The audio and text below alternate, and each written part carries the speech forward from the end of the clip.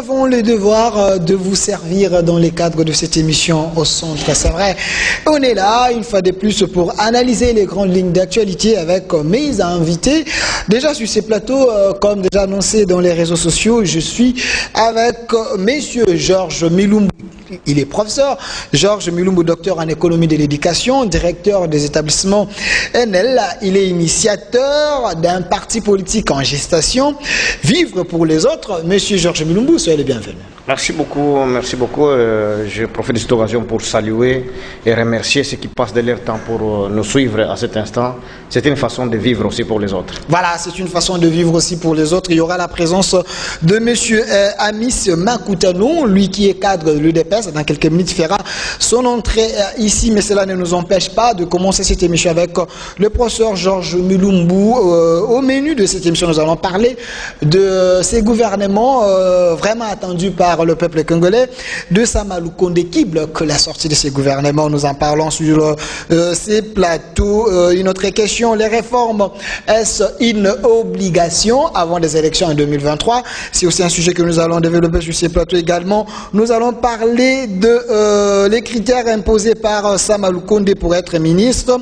Est-ce que cela suffit pour relever les défis de la République démocratique du Congo? Ça aussi, nous allons en parler aussi, toucher un peu le social là, qui dérange le peuple congolais. Monsieur Georges Milumbu, commençons par le premier sujet. Le gouvernement Sama Lukonde, ça fait autant de jours, les gens sont aux aguets. Selon vous, qu'est-ce qui bloque pour qu'il y ait ces gouvernements? Oui, rien ne bloque en termes du pays. Ce qui bloque, c'est l'homme congolais. Comme j'ai toujours dit que même les recherches ont démontré que dans la gestion d'une entreprise, disons 90% sont des problèmes liés au matériel, 10% c'est lié aux hommes. Et les problèmes d'hommes, s'il est trop récurrent, ça bloque tout, et c'est ce qui fait que les pays ne semblent pas décoller à cause du capital humain qui est faible. Et pour les cas d'espèces, comme je le dis toujours, que l'union sacrée c'est une messe écuménique qui s'appelait autrefois se cache dans une paroisse catholique. Maintenant cette messe écuménique, elle est dans une paroisse kimbanguiste qui s'appelle union sacrée, parce que ce sont les mêmes acteurs qui ne changent que des paroisses.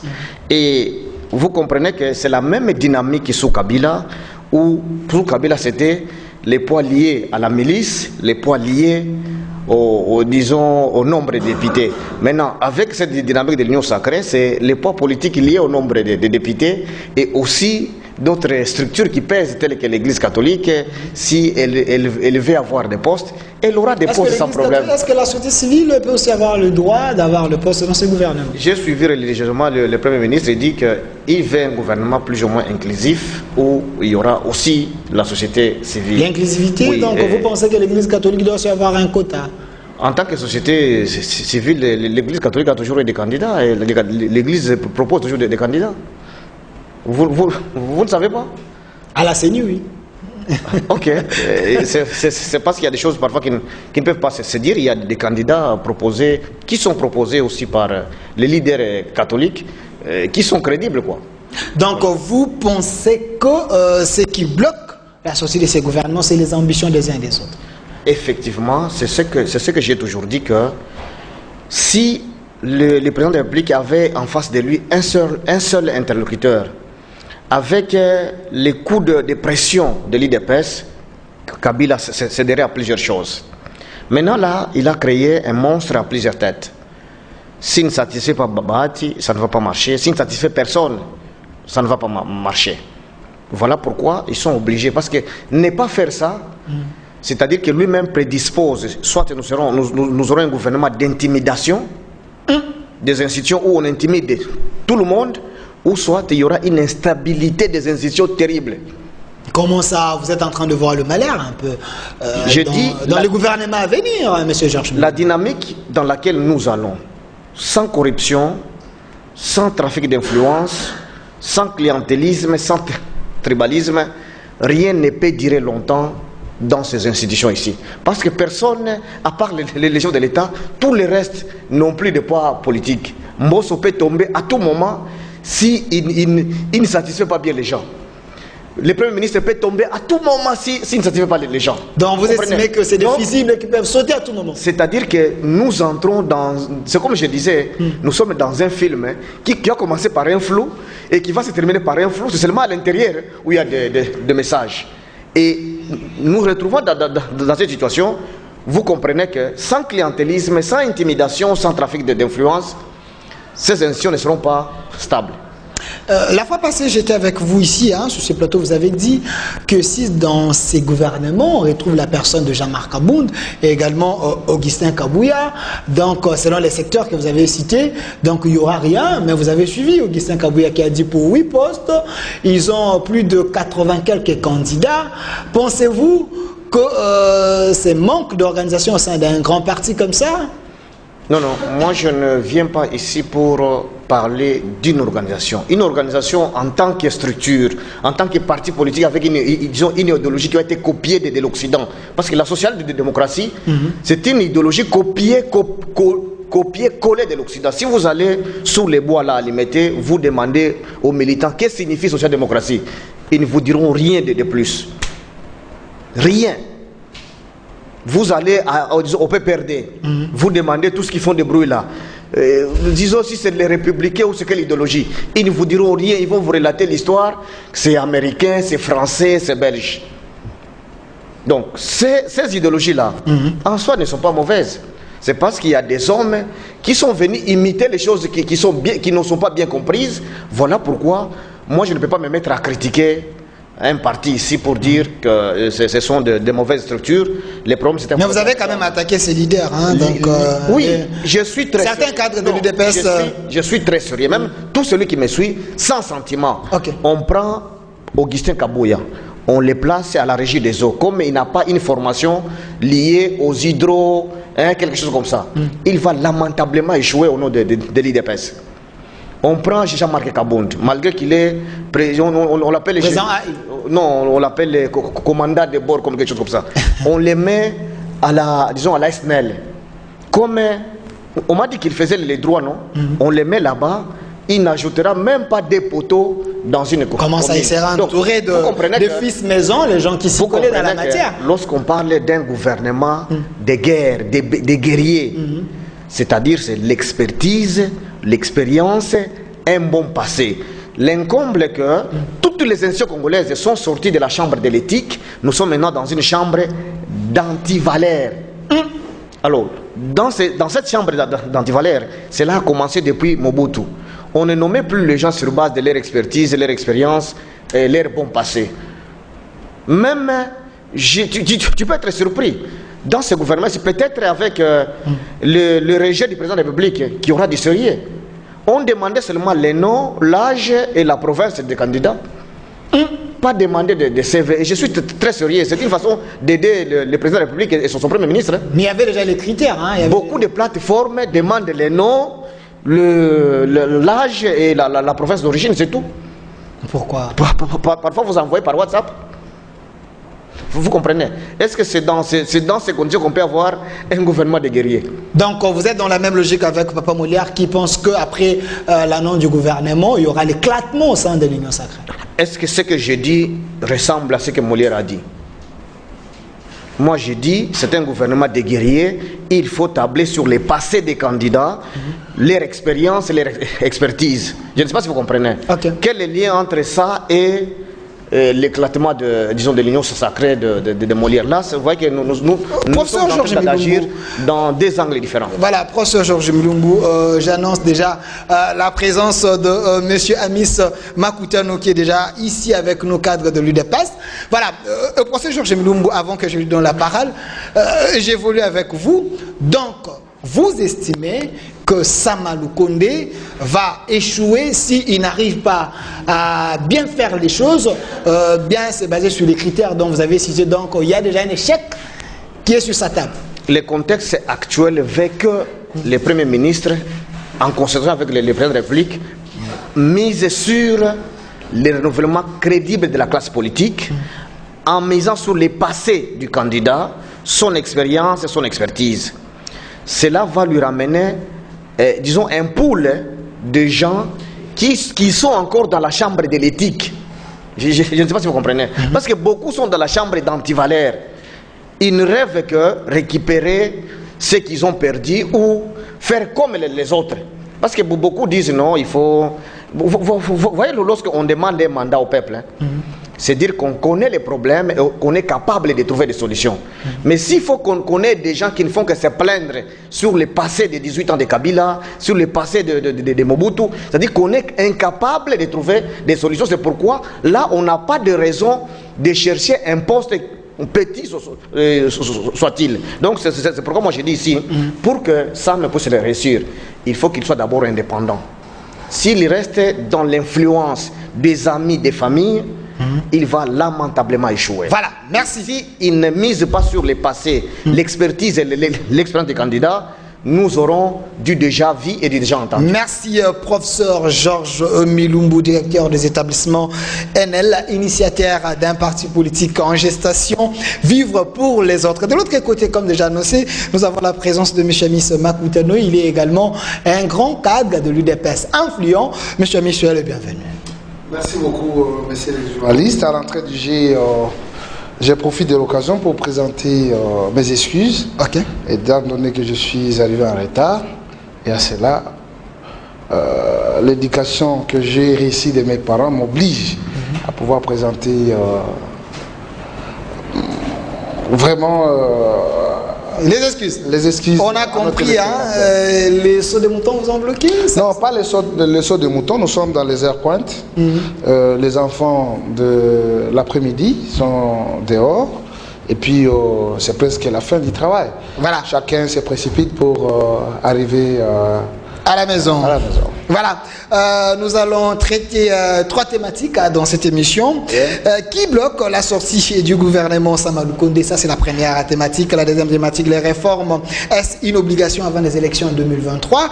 Nous allons en parler également. Nous allons parler de les critères imposés par Samalou Kondé. Est-ce que cela suffit pour avoir un gouvernement des guerriers qui va répondre aux problèmes des Congolais? D'entrée des jeux, le professeur Georges Milumbu, il a dit que si Samalou Kondé ne se base pas sur les critères dont il a cité performance, l'expérience et puis la moralité, le bon passé de chaque candidat, donc il va échouer.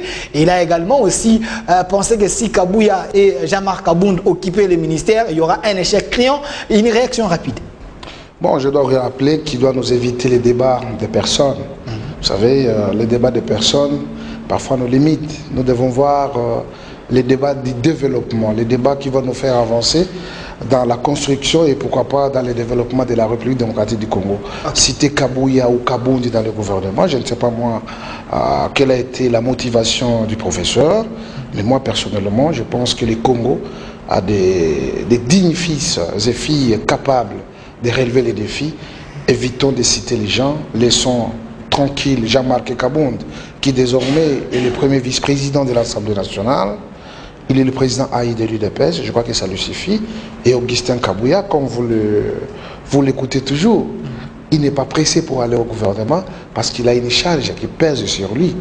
Quelle est cette charge? C'est de donner les opportunités aux combattants et aux Congolais. Et les gens pensent que c'est l'UDPS qui bloque la sortie du gouvernement parce que vous avez au moins plus de 80 quelques candidats à 8 postes. Vous voyez que vous bloquez le gouvernement. On dit que vous êtes à la base. Mes chers amis, je dois vous rappeler que dans la vie, il faut avoir des gens qui ont des ambitions.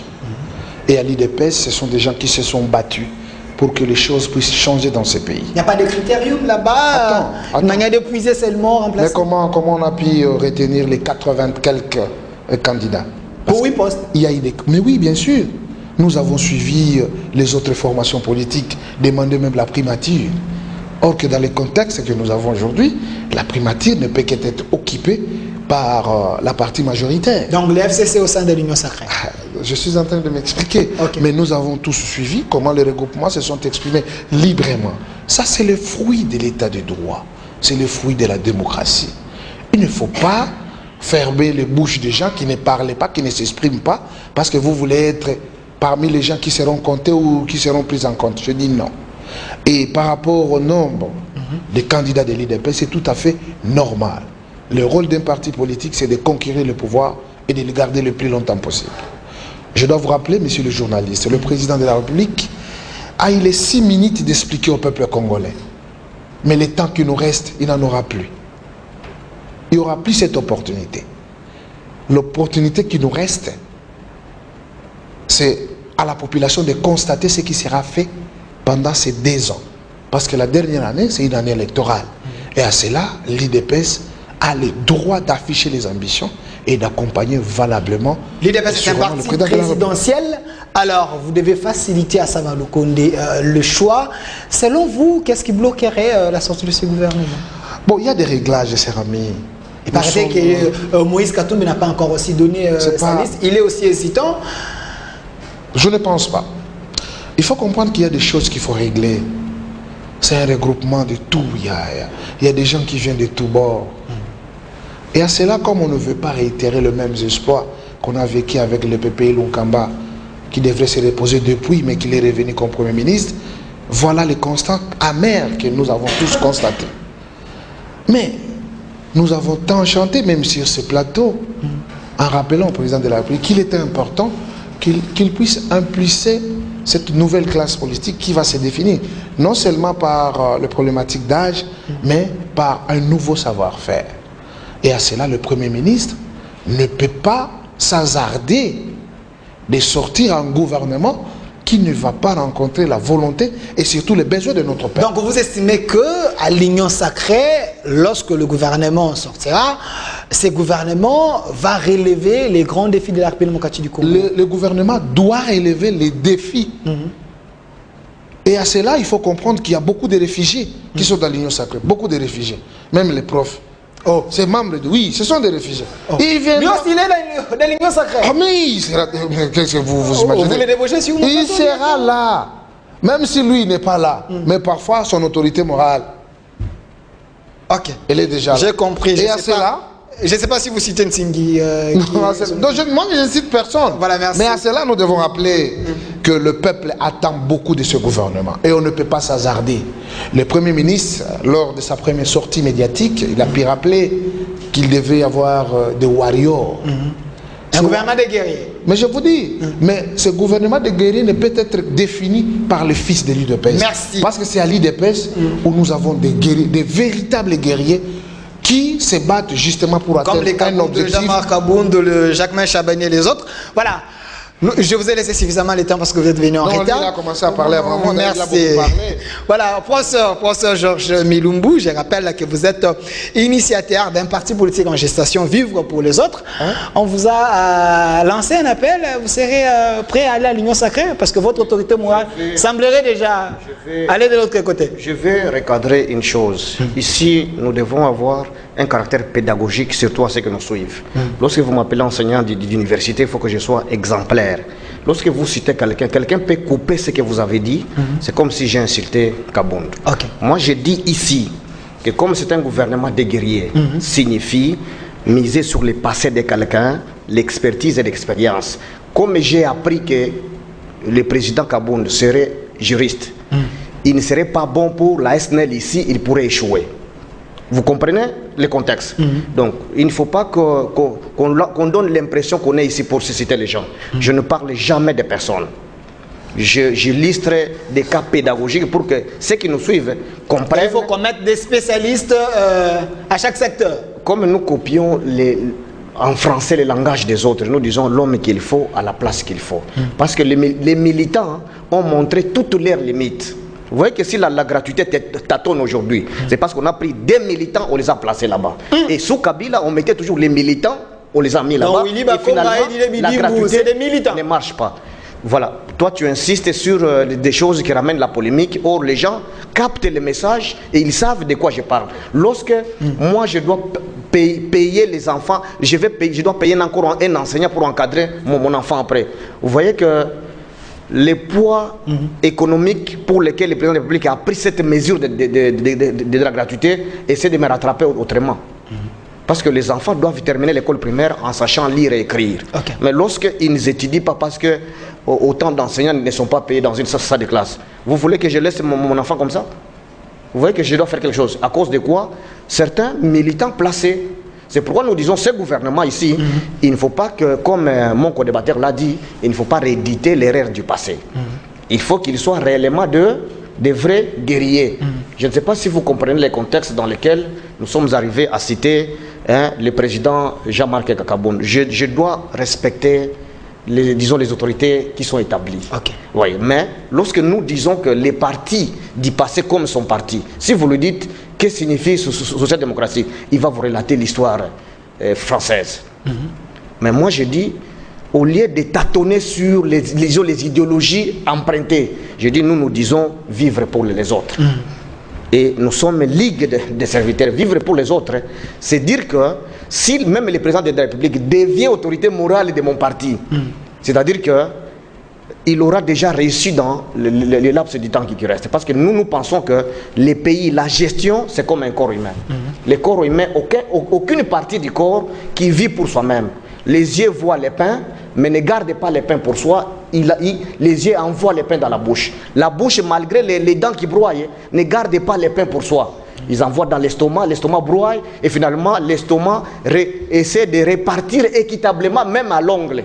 Je ne sais pas si vous comprenez cette façon de gérer les pays que nous pensons avec des hommes libres et de bonnes mœurs. Nous sommes un réseau d'hommes à travers les pays et le monde. Lorsque je dis les hommes libres et les hommes libres de bonnes mœurs, il y a des gens qui me comprennent et beaucoup ne peuvent pas me comprendre. Et nous sommes un réseau, c'est pourquoi nous disons venons avec des idéologies où on peut dire même à une maman que même lorsque tu vends tes beignets, tu dois les faire pour les autres. Est-ce qu'à l'union sacrée avec tout ce monde-là, pensez-vous il y aura quand même des gens capables qui peuvent relever les défis? Bon, tu sais que moi je dis toujours une autre RDC est possible. Et je sais qu'il y a des compétences ici au Congo. Mais ces compétences ne sont pas cherchées. Vous voyez déjà l'IDPS a 80 quelques candidats pour 8 postes. Pour 8 postes. C'est parce qu'il n'y a pas d'emploi au Congo. Tout le monde est porteur d'un diplôme, vrai ou faux, il doit utiliser son espace d'influence pour avoir un poste.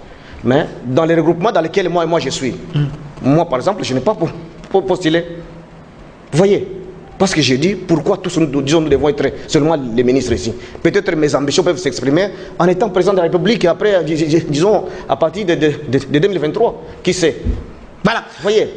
Voilà. C'est pourquoi nous disons, nous devons vivre pour les autres et c'est pourquoi nous croyons qu'une autre RDC est possible car le changement est une loi. Donc la gratuité, selon vous, c'était un échec? Je l'ai toujours dit sans embâche. Si tu me laisses quelques minutes, je te dirais que nous avons mené lorsque on parle de 7 millions d'enfants ou de 4 millions d'enfants, moi j'ai participé, je n'ai pas lu les rapports. Ce rapport-là porte mon nom. Vous voyez la différence de ceux qui parlent de la gratuité et nous qui avons conçu les documents pour que les autres parlent de la gratuité. Il y a 150 000 enseignants qu'il faut payer, qui ne sont pas encore payés à ce jour. Je ne sais pas si vous comprenez la différence entre ceux qui parlent de la gratuité et moi. Il y a 37 000 salles de classe qu'il fallait construire pour accueillir les nouveaux. Vous voyez la différence de ceux qui parlent de la gratuité et de moi.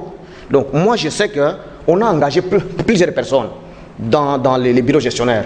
Moi je dis si on prend cet administratif-là, on les remet des enseignants debout, le président de la République va se reposer pour qu'il n'y ait pas de grève. Pour que nos enfants n'aillent pas passer le temps à l'école comme ils passent et ils rentrent sans apprendre. Vous voyez la différence entre un militant placé et un expert.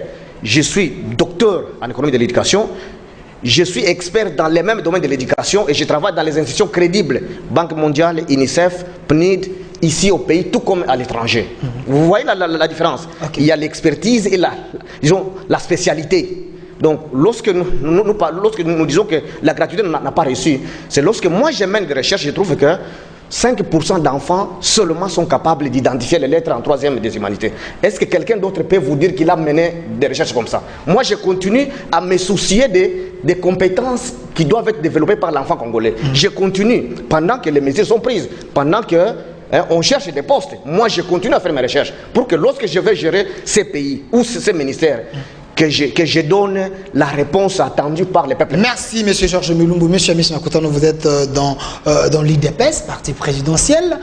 Nous allons parler des réformes, mais avant cette question des réformes, la gratuité a échoué, vous êtes sûr? Bon, je suis en train de constater la mauvaise foi du professeur. Je ne peux pas accepter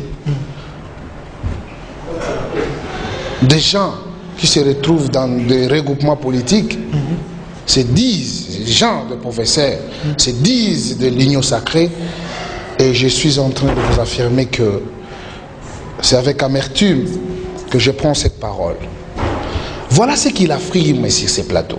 Il dit 150 000 enseignants non payés. Donc pour lui, la gratuité n'existe pas.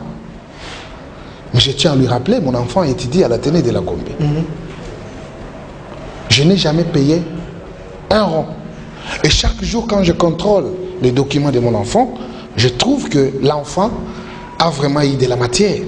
Mais voilà ce que lui dit sur ces plateaux, en tant que technicien, docteur en éducation, tout ce qu'il a inventé. Il oublie que plus de 100 000 enseignants sont payés. Il y a eu des NI. Il oublie ça. Pour ce qui concerne la construction des écoles, ça a été annoncé et amorcé même.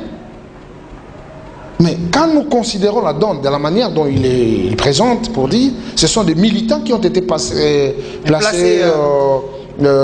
à la tête de ce ministère. Si la déclaration que je suis tombé sur ce matin de M. Kabila, quand on lui a demandé par rapport à ses anciens partenaires, comme le professeur ici, parce que quelqu'un du PPRD, il a passé tout son temps, plus de 22 ans avec Kabila. Et quand ça, c'est une révélation terrible. Je suis en train de vous le dire. Okay. S'il va me contredire, il va me le contredire sur ces plateaux. C'est un kabiliste, mais voilà ce qu'il dit aujourd'hui. Et si les dires que je lis, moi personnellement, vient de Kabila, et je pense que Kabila, il a raison. Parce qu'il dit, le contexte a permis que je puisse connaître qui était à mes côtés. Donc il n'a pas trouvé les bons collaborateurs. Il a tout nié. Mais bien sûr. Est-ce que si nous regardons l'état de ce pays, on peut dire que Kabila avait des collaborateurs? Et c'est pourquoi nous, chaque fois, nous sommes les avant-gardistes devant le président de la République. Donc, selon vous, la gratuité, c'est une réussite. Mais il a donné les chiffres. Hein? Non, vous devez comprendre que c'est tout un processus. Vous comprenez? Ce n'est pas au jour au lendemain que nous allons satisfaire l'ensemble sur le domaine de l'éducation. Mais ce qui a été fait, cher ami, il faut aller à Bukavu, il faut aller à Bunia, il fallait être à Uvira ou à Beni Butembo. Pour que tu réitères le même discours que le professeur tient sur ce plateau. Merci. Je crois que vous pouvez être lapidé. Et à cela, je dois rappeler. Ok. Bien entendu, nous avons une jurisprudence avec les amis qui ont été avec M. Kabila. Aujourd'hui, ils se sont versés dans l'union sacrée. Moi, je n'ai pas confiance. Je n'ai pas confiance. Parce que je suis en train de me dire, qu'est-ce que Kabila n'a pas donné à ces personnages pour qu'aujourd'hui, qui se verse à Félix, qu'est-ce que Félix leur donnera? Parce que là, il y a l'état de droit, il y a la justice. Est-ce qu'ils vont vraiment donner le maire d'eux-mêmes? Voilà. Qui n'ont pas donné autant de M. Kabila? Et là, c'est merci, M. Makoutano. Je vais revenir vers vous, M. Georges Milungu. Donc, les réformes s'annoncent. Donc, vous estimez qu'avant les élections 2023, il fallait qu'on aille vraiment aux réformes? Oui, j'ai toujours dit que nous devons cesser de parler de personnes. Et je sais que la culture des mensonges, c'est une valeur à l'IDPS. Et voilà une preuve. Il déclare ici devant moi, sans preuve, que je suis du PPRD. Je ne refuse pas être kabiliste ici. Je suis kabiliste moi. Ah, vous avez accepté? Voilà. Et si vous je suis kabiliste moi. Oui. Ok. Seulement, je n'ai jamais bénéficié de la signature de Kabila. Ah, bien sûr. Est-ce que tu comprends la différence? S'il vous plaît, monsieur. Je comprends la frustration. Il est en train de vous répondre. Non, il est frustré. S'il vous plaît, oui. Je les protège. Mais pourquoi serez évolué? Je suis, depuis que je suis rentré au pays, demandé un senior à la Banque mondiale, il touche combien comme ça allait par mois? Je le suis moi. Je n'en vis pas. C'est ta vie privée. S'il vous plaît, monsieur Amissi, s'il vous plaît, est-ce qu'elle peut terminer? S'il vous plaît. Qui n'étale pas sa vie privée? S'il vous plaît, est-ce qu'il on est dans un débat. Vous allez parler. Ça, c'est une fouille. Ne m'invitez pas avec des gens comme ça qui n'ont pas la culture de la tolérance. Lorsqu'ils crachent sur la population qui me trouve crédible, pendant qui que te trouve crédible? Qui t'a dit que tu es crédible? S'il vous plaît, monsieur Georges, quelle est cette population qui te trouve crédible? Vous pouvez lui donner tout mon temps pour s'il vous plaît, monsieur Amis, est-ce qu'il peut terminer comme ça, vous allez récupérer? Moi, je m'étais. Une minute, et vous. C'est ça l'IDPS. Vous voyez? Donc, moi, je suis kabiliste, je ne peux pas refuser. Et vous ne me citerez pas une seule personne qui dirige dans ce pays qui n'a jamais été kabiliste, qui n'a pas bénéficié de Kabila. Cite-moi une seule personne.